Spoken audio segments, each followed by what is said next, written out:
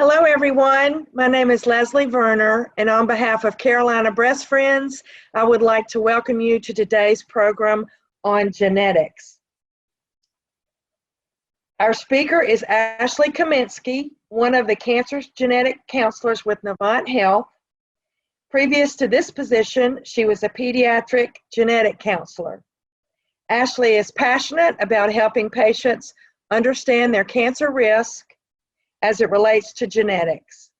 Ashley, we are very pleased to have you with us today, and I will turn the program over to you. Thank you, Leslie. So I am going to share my screen with you all so you can see the PowerPoint that I have. And don't worry, I built in lots of time towards the end to go and ask all the questions you might have, because I'm sure you're going to have a bunch.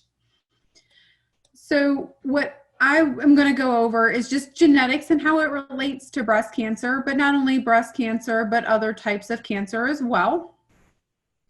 And what I want to just start with is just a little refresher on the basics of genetics. You know, if you remember, we're all composed of DNA, and our DNA, sorry, I'm going to trying to make it so I can still see you guys, but see it the other direction so it's not blocking the slides. Let's see if I can make that work. There we go. Okay, so genes are sections of our DNA that are the basic instructions to tell our bodies how to develop, grow, and function. We know that we have roughly about 20,000 different genes, and that everybody inherits one of each of their genes from their mom and one gene from their dad of every single one. We don't yet know what all 20,000 genes do. We're still working on that, and people much, much smarter than me are trying every day to figure it all out. We approximately have about 5,000 of the 20,000 genes figured out and what they actually do in the body. But we have been able to learn that there are some genes that their job is to help protect our bodies from cancer. And so those specific genes, if just one copy of any one of them is broken or it's mutated, that person doesn't have as much protection then against cancer. And so they could get it much easier than other people. So inheritance, when we're talking about cancer genes, is what we call dominant inheritance, which means that since we get two copies of each gene, if just one copy is mutated, then the child or the person has a higher risk for developing whatever goes with that, in this case, cancer. There's other types of inheritance with genetics, like recessive and things, but when we're talking about cancer genetics, we're talking about dominance, meaning if somebody has a mutation, their first-degree relatives are essentially at a 50-50 chance. And so I kind of drew here a sample of what one of our pedigrees looks like. It's just our fancy way of saying a family tree.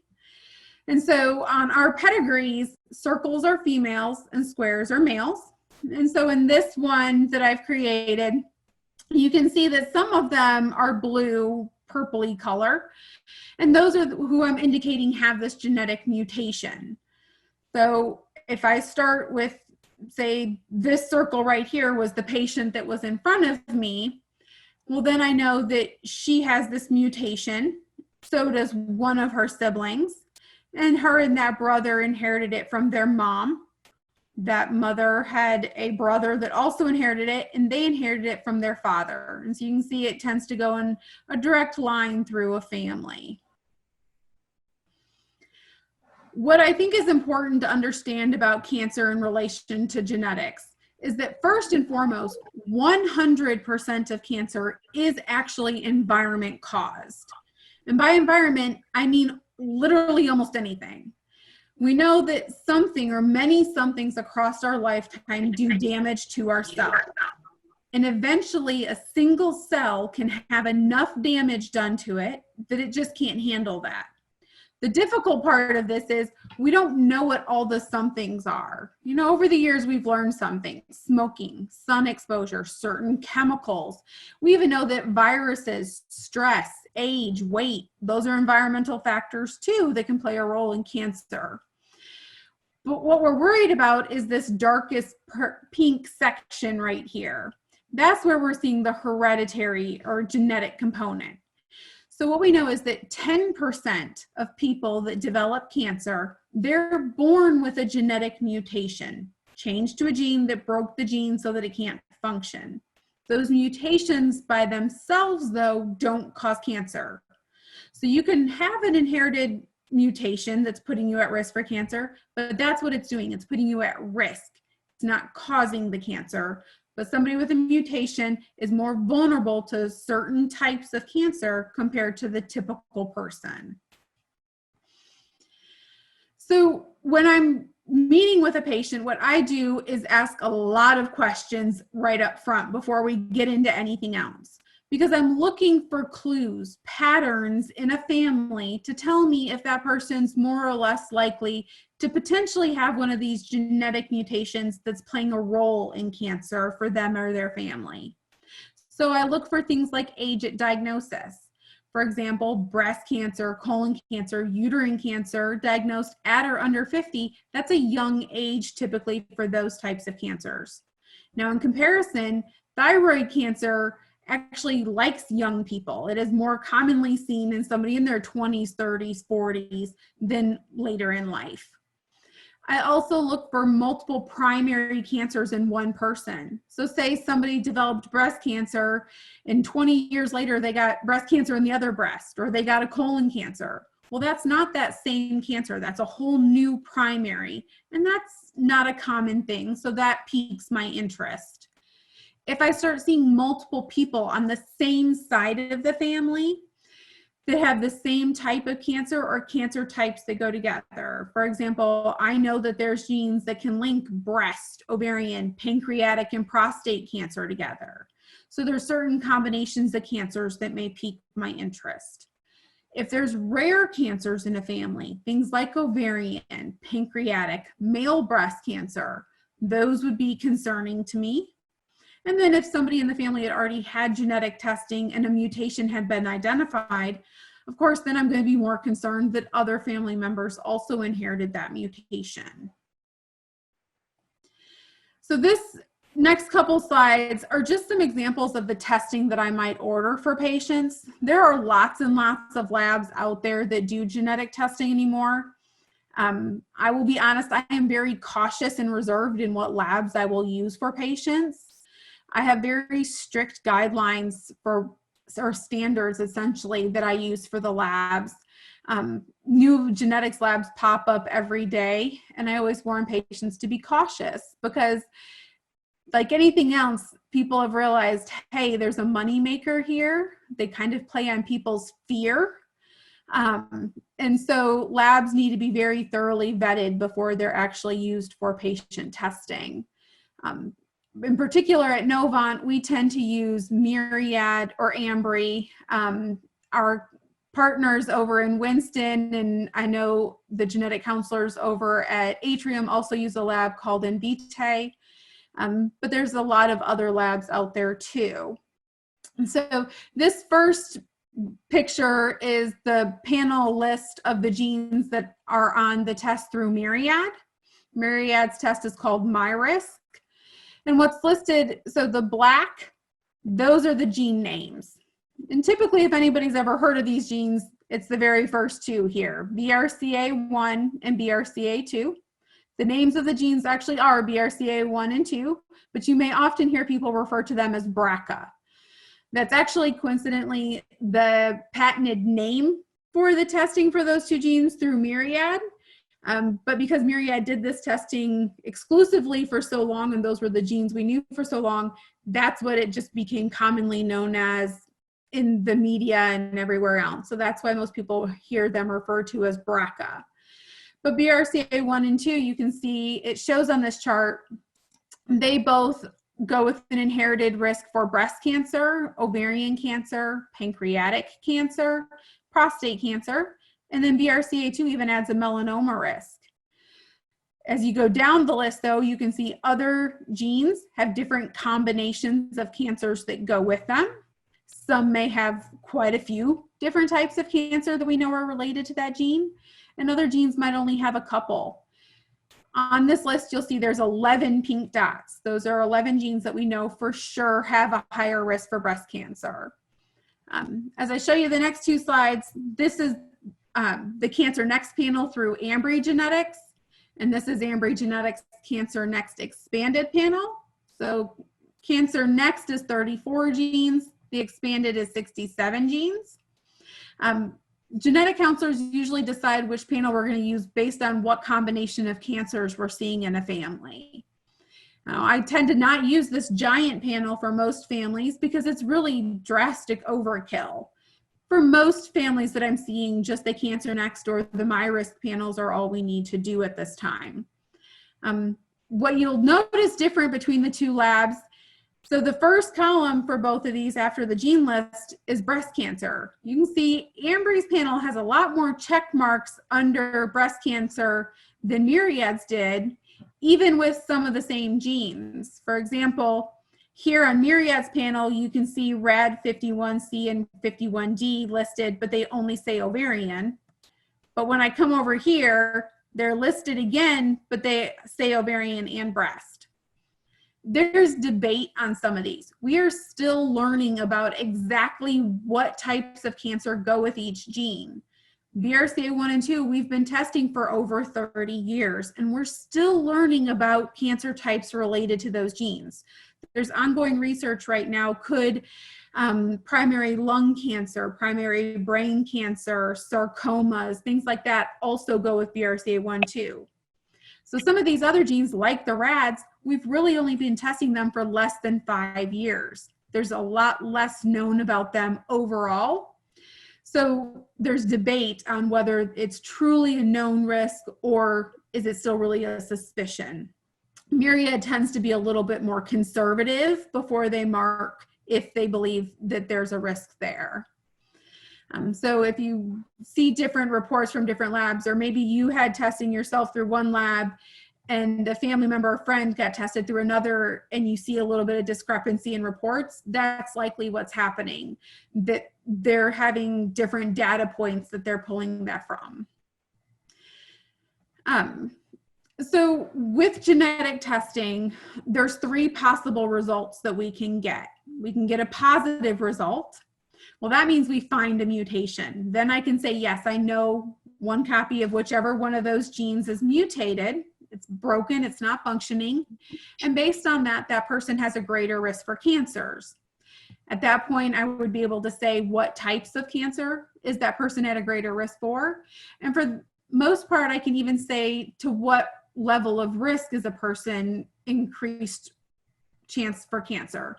So for example, BRCA1 gives about an 87% lifetime chance for breast cancer. But CHEK2, which is another fairly common breast gene, has about a 48% lifetime chance of breast cancer. And then BARD1, it doesn't go with any other cancers that we know of, at least right now. And we think that the chance for breast cancer with it is only about 15 to 20% lifetime chance. Well, if I put all that into perspective, every woman, just because she's a woman, has a 12% chance of getting breast cancer. So when we find a mutation, not only can we say what the risk is for type-wise, but what is the level of risk? And that helps us tell the doctors and work in team with deciding on how that patient should be then managed based on that risk. The second result we can get is negative. It means that we look at all those genes on that panel and we find nothing different. In that case, most likely there's not an inherited risk for cancer, but we can't yet rule it out 100% because no matter what, we're still not looking at this 100%. We don't know what all 20,000 genes are doing. So there always is that small chance that there's a gene out there we haven't discovered to test, and maybe a person has a mutation in that gene. It could also be that that person's cancer was just random coincidence, but maybe there's a gene mutation running through the family that they didn't inherit. It could be that there's nothing genetic in the family, that all the cancers in the family are just random environment caused. And that's the most likely answer always with genetic testing, because again, going back to that pie chart I showed you, 90% of cancer doesn't have anything genetic working with it. It is purely environment. And most families share environmental exposures. You know, you grow up together, you live in the same house, the same town, have similar lifestyles, habits. So there is lots of overlap that could more explain clusters of cancer in a family more so than shared genetics does. The last result that we can get with genetic testing is what we call a variant of uncertain significance, or a VUS. A VUS is just a fancy way, in all honesty, for us to say, I don't know. So our genes, if I take a step back, our genes are the codes or sets of instructions, like I said at the beginning, that tell our bodies how to function and grow and develop. Well, those codes are literally that, a code of letters. And spelling changes can happen in our genes. Spelling changes are supposed to happen in our genes. That's why we're not identical to each other, even though we all have the same exact genes. We have different eye color, hair color, skin color, height, all of that. And that's because of genetic variation of spelling. But most of those are harmless. They don't do any damage to a gene. A mutation is a spelling error that breaks a gene so that it can't function. And then a variant of uncertain significance, what we're actually saying is we found a spelling change, but at this precise time, the lab doesn't have enough data about that specific spelling variation to prove if that is one of those mutations harmful to the gene, or is it one of those actual normal variations of the gene? So they get lumped into that category. What all the labs do with that is they continue to monitor any of those that they find and do more research. If they ever have enough information to reclassify variants as positive or negative, they would always report that back to us, send us a new result, and we would reach out to the patient and let them know that. What we do with variants, though, is treat them as if they're negative, because we have learned over many years of doing this testing that more than 90% of variants are eventually reclassified as negative. So we don't want to make significant changes to somebody for their care on something that has such a high chance of being normal. Okay. So I keep talking about these changes that we can make, though, if we find genetics. And what does that mean? Well, that can mean a lot of different things, but some of the common things that we might do are maybe we change how we use surveillance. You know, for the average woman, she starts getting mammograms at 40 and does one a year. But if we know that a woman has a higher than normal chance for developing breast cancer, we would actually typically start those younger, usually sometime in the 30s. And we would also consider adding breast MRIs. Do 2 screenings a year, making the mammograms and MRIs 6 months apart, so that every 6 months there is some kind of breast imaging. Colonoscopies might be another example. If there's a higher risk for colon cancer, we would want to do those differently. You know, normally colonoscopies start at 50 and happen every 10 years. Well, in these cases, again, we might drop the age younger and more frequently, every 5 years, 3 years, something like that, perhaps. We might talk about risk-reducing medicines. So there are some medicines that we can use to help lower the chance of cancer happening. A very common example, especially with breast cancer, is the anti-estrogen medicines. So the most common type of breast cancer is actually feeding on estrogen, meaning that the cancer cells are using that as food or fuel for themselves.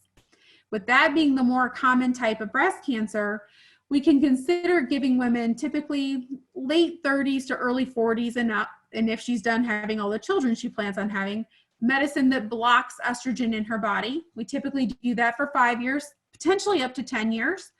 And that would help lower the chance for that more common type of breast cancer, the estrogen positive. Another very common example of medicines that we can use, though, is birth control. Any woman who takes a hormonal-based birth control, like the pill or some of the IUDs, if she does that for at least a combination of 5 years across her 20s and 30s combined, that's actually a 60% reduction in risk for ovarian cancer. So it's an added benefit that a lot of women have given themselves and they didn't even realize it. And since this is a breast cancer group, you guys may have heard different anecdotes over the years that birth control increased the risk for breast cancer. I want to tell you that that's actually not true. We actually finally have enough data to prove that taking birth control does not increase the risk for breast cancer. There was a very large study that came out of Europe a couple of years ago, 2018, that was able to finally put that to rest. Now, that's different than the hormone replacement therapies that you would take at menopause and things. That's a much, much higher dose of hormones than what would ever be in a birth control. So that is a different topic. But hormonal-based birth control does not increase the risk for breast cancer. It does, however, decrease the risk for ovarian cancer. The last kind of group of things that we might talk about with a positive result in changing medical management is surgery options. So some of these genes like BRCA1, 2, and a few others have a high enough lifetime chance of breast cancer for us to consider offering a double mastectomy, removing both breasts as much tissue as a surgeon possibly can. By doing that, it would reduce the risk for breast cancer by about 90%. It's never going to be 100% because it is impossible to get every teeny tiny breast cell out. You know, your breast tissue isn't a contained thing. It's not like your organs. It's a tissue. It's dispersed across your chest area. But that is the absolute best that they can do. And by law, if that's ever recommended because of a mutation or because of breast cancer, insurance does have to pay for reconstruction if a woman wants it. I like to joke with women that, you know, most of us would change something about them anyway, if it's nothing more than to put them back where they started. And that my favorite breast cancer shirt says, "Of course they're fake. My real ones tried to kill me." I always tell everybody, you've got to find ways to laugh about it because life without humor just is too hard. But when it comes to the surgeries, there's no right answer. There's no right answer with any of this, in all honesty. It's what's right for that person. And what's right for Susie is not going to be right for Nancy, right? So we just have to help patients realize what all is available to them so that they can make an educated decision on what's the best for them. And the other surgery that we would most often talk about is anytime there's a risk for ovarian cancer, we want to recommend removing the ovaries and fallopian tubes. Typically, we recommend that, again, 40 and up, as long as a woman's done at that point having all the children she plans on having. And the reason for that recommendation is that, unfortunately, there's not really great screening for ovarian cancer, nothing that's reliable. And ovarian cancer is very difficult to detect. Most ovarian cancers, unfortunately, are caught typically stage 4, maybe stage 3. And that goes back to just the common symptoms of ovarian cancer at stage 4 are things like cramping, bloating, and fatigue. Well, I don't know a woman that would ever think twice about any of those symptoms. We all have that. And so that's part of why it's hard to find. But removing the ovaries and fallopian tubes reduces the risk for ovarian cancer by 95%. Now, doing that in a premenopausal woman, there is some debate on if that helps with breast cancer risk. For a long time, we've said that it did, that it would be similar to taking the anti-estrogen medicines because we are removing the majority of estrogen from the body. There have been some more recent studies that say that might not be true. So right now, I think we're kind of stuck in a limbo of we're not really sure. Historically, we've said it did, but those recent studies give some evidence that maybe it doesn't. There are lots of other medical management things we can change due to positive results. These are more the common ones and some of the ones that more often are seen with a risk for breast cancer. Another thing that I think is very important, and I always mention to all patients that I see, is privacy with genetics. So there is a federal law called GINA, Genetic Information Non-Discrimination Act. That law was actually passed under the last year of the Bush administration and then enacted under the first year of Obama. And that law states that health insurance and employers cannot use genetic information to discriminate. So if somebody tests positive for a genetic mutation, a mutation is not a pre-existing condition. Now that is separate from any cancer diagnoses or other diagnoses they have, but the genetic piece of it is not pre-existing. However, that law does not protect life insurance, disability, cancer insurance policies, those types of things. Any of those types of policies that are in place prior to genetic testing are safe. They can't go back and be taken away. But moving forward, if somebody were to test positive and then they wanted to open, say, a new life insurance policy, or they want to increase the policy they already had, then legally those companies have the right to ask about genetics and use it against somebody. So what I typically recommend to my patients is that before they're going forward with genetic testing, if they're not comfortable with the amount of those types of policies that they have, that they go get that taken care of first. And that if they're going to do that, I would also always recommend that they do it not through their employer, because if you change employers, those types of policies don't carry over, and any new employer would be a new policy. So those are my recommendations just to consider. Usually I get more concerned when I'm seeing very young people. Somebody in their 20s likely isn't to have those types of insurances to the point they would ultimately want them. And so it's something that I make sure I mention to everybody. There are lots of resources. And so I always like to talk to patients, as we're going through this whole process about what resources are available. And when it comes to genetic testing for cancer risk, we always do strongly recommend that a genetic counselor be utilized to discuss that and to order the testing versus having somebody's primary care doctor, their GYN, or somebody else order it. The first reason is just because we are trained much better to get the detailed family history that we need from patients to make sure correct testing is being ordered. There are, like I said earlier, lots of different versions of these panels out there through different laboratories. And the doctors aren't always well versed in knowing exactly what genes need to be tested based on a family history. They don't also usually tend to delve as deep into a family history as a genetic counselor will. They also don't tend to mention things like the life insurance and other issues like that. So we do always recommend, at all possible, utilizing a genetic counselor for it. We understand that that's not always easy everywhere, but a way to find out how a genetic counselor near somebody is this website I have listed, which is www.nsgc.org.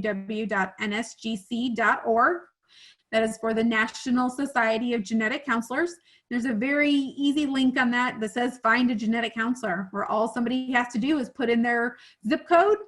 They can even select a mile radius and the subtype. They can pick cancer genetic counselor or prenatal or whatever specialty they're needing and find the genetic counselors near them. And for genetic counseling, we don't actually need a referral from a physician or anything for the patient. Patients can self-refer to genetics.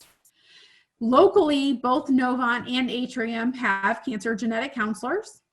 At Novant, we also have a specialized clinic called the Cancer Risk Clinic, and that's for any patients that have a mutation or for those patients that either didn't qualify for genetic testing or they didn't want the testing, but they have a personal or family history, or maybe they did the testing and was negative, but their family history is still significant. We still might want to do things different. And so we have that specialized clinic where we can make sure all the appropriate screenings and other interventions that should be offered to somebody are being done. So that's all the slides that I have for you. I have included my email. On here is also my direct phone number. And then I've included the number to schedule.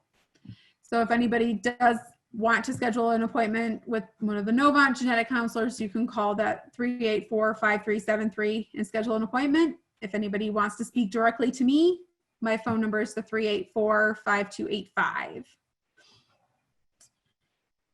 So I'm going to stop sharing my screen so that everybody's pictures can go back big again so that we can see each other as we talk.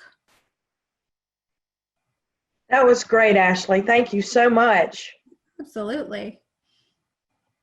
We'll open it up for questions now. If anybody has a question for Ashley, feel free to, you can raise your hand and we can call on you, or you can just unmute your screen and ask the question. Yes, Kim?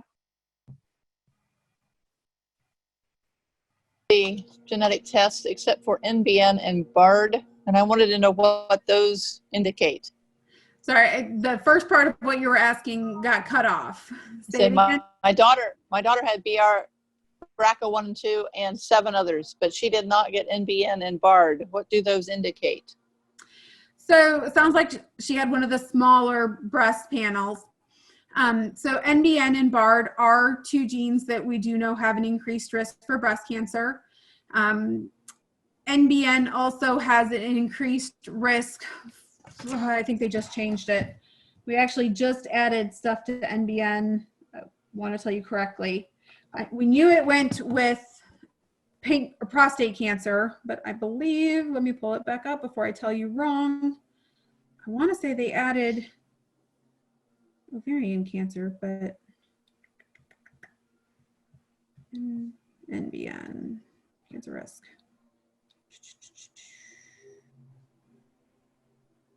No, I guess they didn't. Oh, that's what they did. I knew there was a change to NBN recently.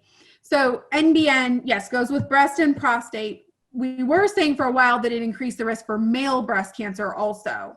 Oh, okay. They just updated that to say they're backing off for that a little bit. It might, but they don't want to actually say that it truly is. They feel like there's just not enough data at this point. So they kind of backed off from the male breast cancer risk with NBN.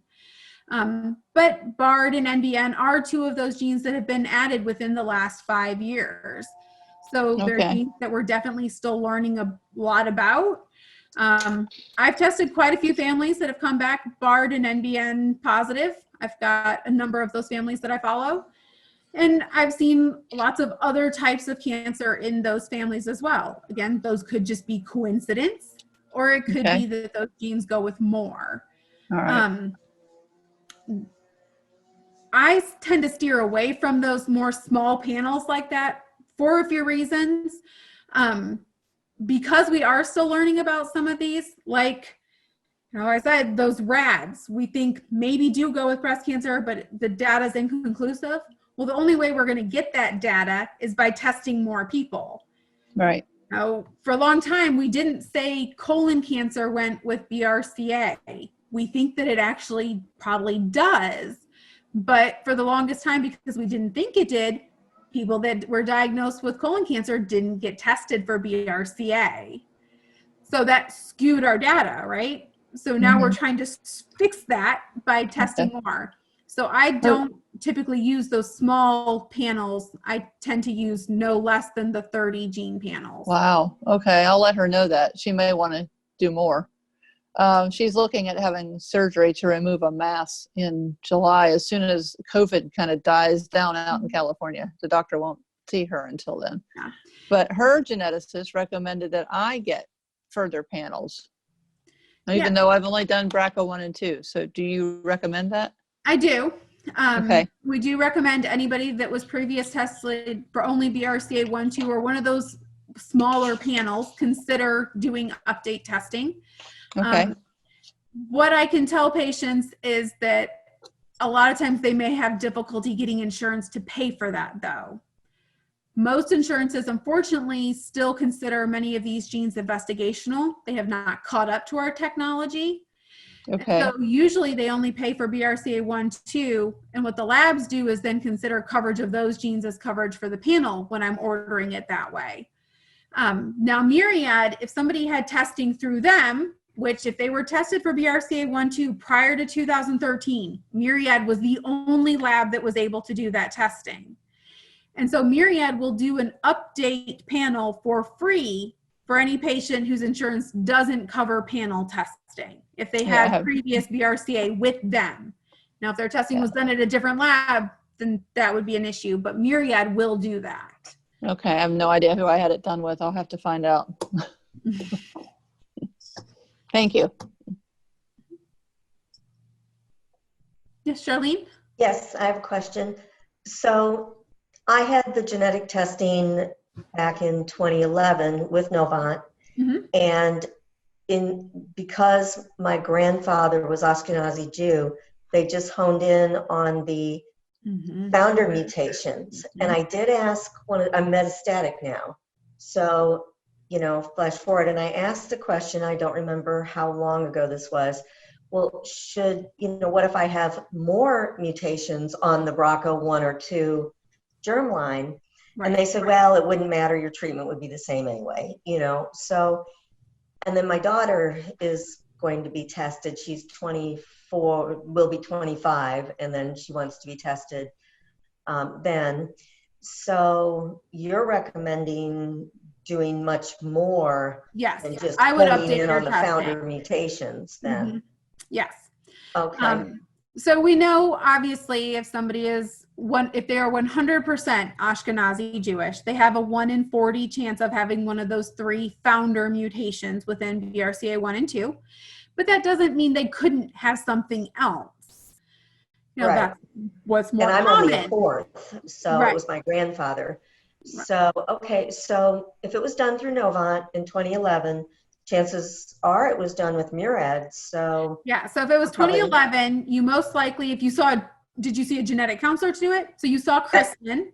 I did. Who was Yes. my previous partner. She unfortunately left us last summer. Mm. But yes, you would be scheduled to see either me or one of my new partners. And we would just order it. Myriad would have been exactly what Kristen ordered for you. And I would order it as update through them and send it off. And it would be at no charge to you. Okay, so I'll reach out to you separately then. Thank you very much. Okay. Yes. Anita. Hi, Ashley. I think I actually had an appointment with you, but it had to be canceled.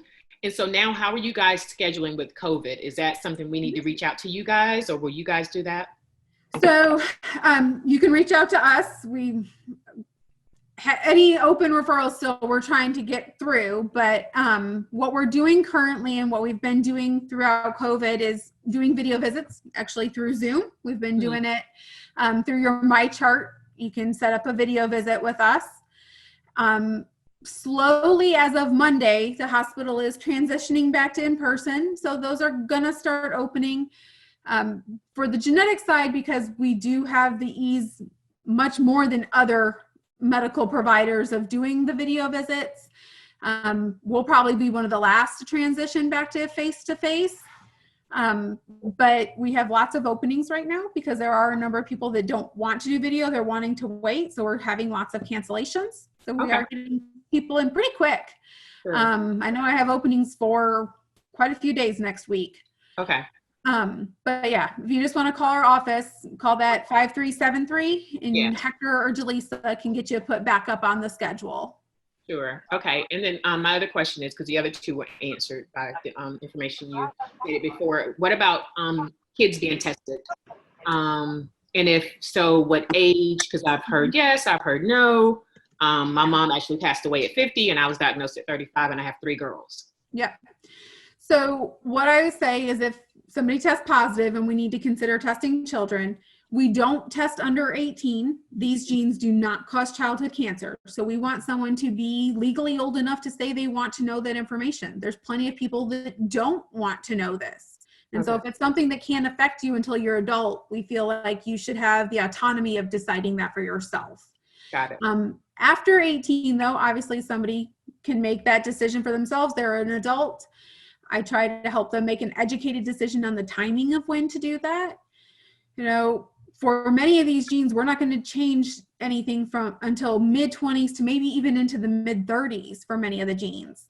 So what's the benefit of testing at 18 if I say, okay, I'll see you when you're 30 to do something about that?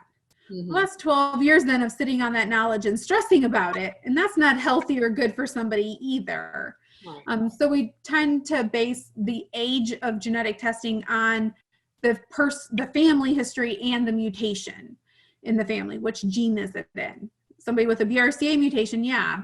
For a woman, we're going to start screening at 25.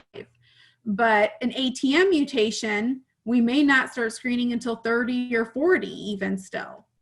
So we need to tailor that to the individual. Okay. Thank you so much. I appreciate it. You're welcome.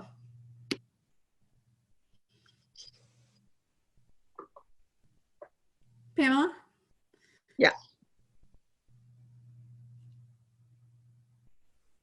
You got me. I was about to put it back on again. Okay, so if we're in the category of having had the BRCA1 and 2 only, and then you're recommending retesting, how many, you may have already said this, but if you've already had those 2, how many panels do you do? if everything was negative and everything was fine.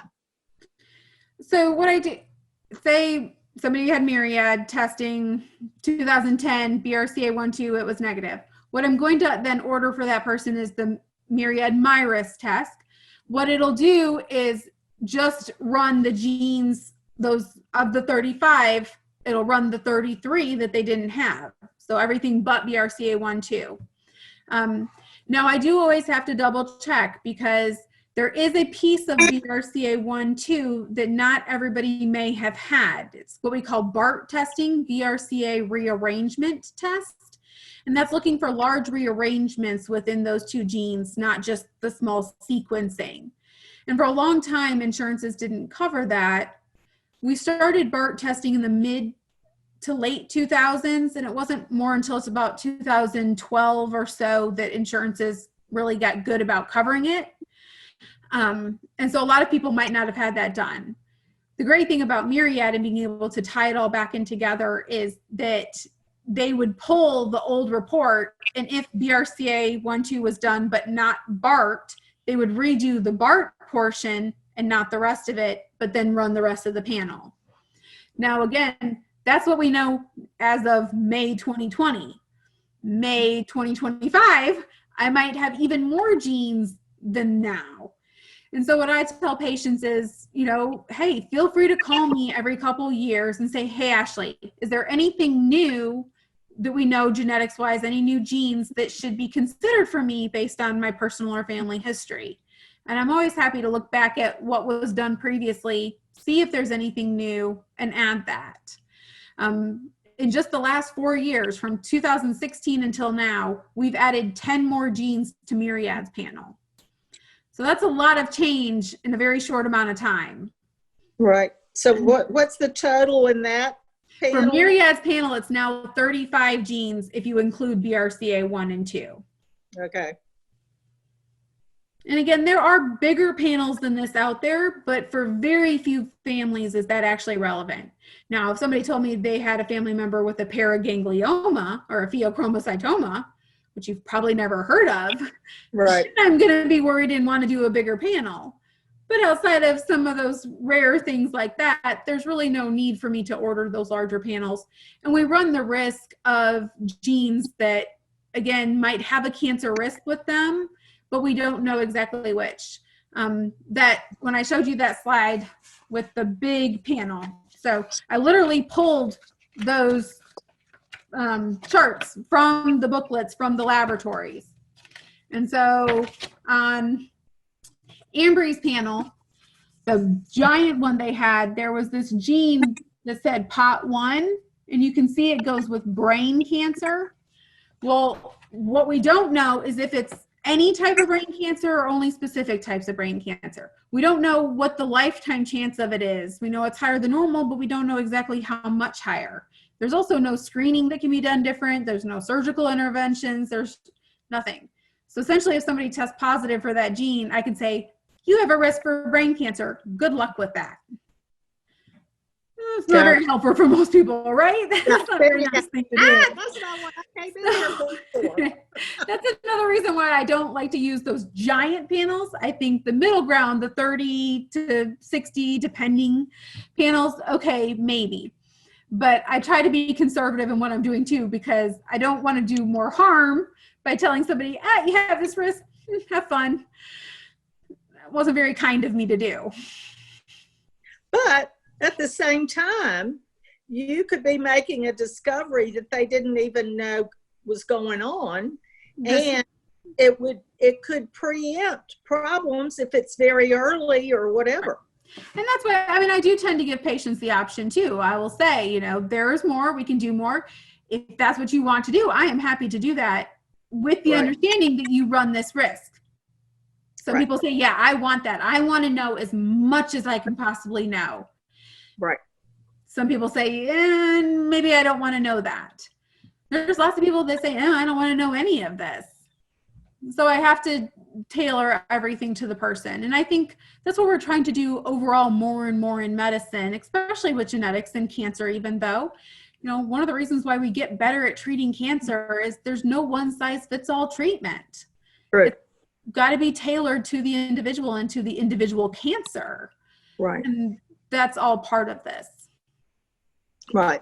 Okay. My second question is the referral process and between the two hospitals. Okay. My original testing was done at what is now Atrium. Okay. But my regular physician and most of my other care is Novant. So I've had a referral to Novant, you know, just because I wanted one, because I've already been thinking about doing this. But then I was also contacted but all my results are in other words, are at Atrium. If I do Novant, can you get those results? Do I need to go back to Atrium? Do I go to you? What do you do? We can get some. There is some sharing between the hospitals. Sometimes we'll ask a patient to sign a records release.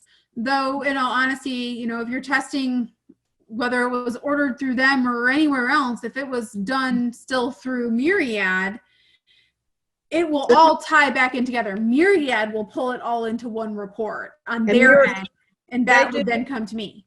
Myriad does theirs also. Yes. Okay. Yeah. So Myriad's all of these, Myriad, Ambry, Invitae, all these labs that genetic counselors use are national labs. Right. This testing isn't done in-house at any hospital. Right. Right. So yeah, when it's a national lab like that, then yes, if we redid your testing, updated it, the lab itself would pull it all together and say I was the one that you saw then again. Right. I would get that full report. Okay. So you would have that before I did the other testing. You would be able to look at that prior. I wouldn't be able to see that unless I got a copy from Atrium or you signed a records release, until I then saw you and ordered the test and got the new report and it got tied back together, because I wouldn't be the ordering provider on the original report. Myriad couldn't give it to me without me ordering the new testing. Does that make sense? Yeah. So would I have to approach Atrium first to get it sent to you with permission? Probably faster if you do, because if I do it, I then have to have you sign a records release and then send it over there. So if you do it, it just cuts the middleman out of it. Right. But I can always reach out over there too. Yeah. Yeah. Okay. Gets complicated when you get into all that. So, and it does, but with two major hospital systems like this in one city, we're used to it and we do it all day, every day. Right. Well, and the thing is, this was, I'm very blessed, 17 years ago. So, a lot's changed since then. Yes. Very much. And it could be too, even trying to get that from Atrium might not be the easiest, because if they're like us, that was paper chart time and that's been long archived. Right. And take weeks to try and get it. But Ashley, what you're saying to Pam, I think, is though, even if she doesn't have it and she comes to Novant and you order a panel, it's going to merge it together when you get the results back. So you're going to be able to see it one way or the other. So there's no need to wait on getting it necessarily. Right. Okay, I just want to make sure I understood as well. Yeah, and the one thing I can do with the labs is, if I wasn't the ordering provider, but say, your testing was right around that time where we're concerned, was BART done, was it not done type of deal. I can call the lab. I can call Myriad and say, hey, I need you to look up this patient, confirm for me that you even did the testing. Now, they can't tell me what the result was, but they can confirm that patient's testing was done through them. And they can confirm for me what exactly was ordered. Was it just BRCA sequencing? Was it BRCA with BART? Was it a panel? They can tell me that. They just can't tell me the result. Okay. Okay, that's good info. Okay. Good. Any Who other- else has a question? Huh? Does anybody else have a question? I see that Kelly Kashmir is on the line, and I don't know if you can hear me or unmute yourself. There you go. I wanted to give you an opportunity because Ashley and I talked about you being on before, and if you wanted to say something about Nothing Pink and what your Thank you. organization does. Sure. Thank you. So good to see everybody. Thanks, Ashley, for doing this too. It was extremely informative. Thanks so much. No, absolutely. So my name is Kelly Kashmir, and I am the founder of the nonprofit organization called Nothing Pink. It stands for There's Nothing Pink About Breast Cancer. And really our mission is to create awareness surrounding genetic testing for hereditary breast and ovarian cancer. And we also provide personalized support for individuals who are at high risk. The Pink House is gracious enough to host our support group meetings every fourth Wednesday of the month. So if you ever have any questions or are thinking about testing, have had testing and have questions, or just want to talk to other women who have had similar scenarios, it's a really great way. It's a really nice community of women that kind of come together and support one another, and no judgment, just, there's always information, and there can be a lot of decision making and different age groups. And we have women who are 20 years old all the way up. So it's just a really nice way to get together, be able to ask questions, and provide different scenarios and different stories and journeys. And just so grateful to have a group of women, whether they're survivors or what we call previvors.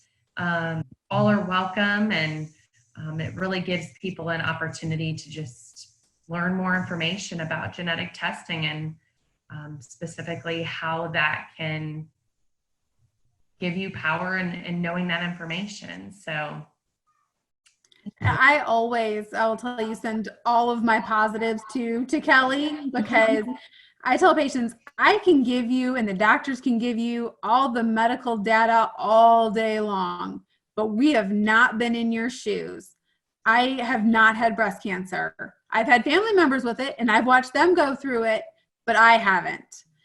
And that peer-to-peer is invaluable.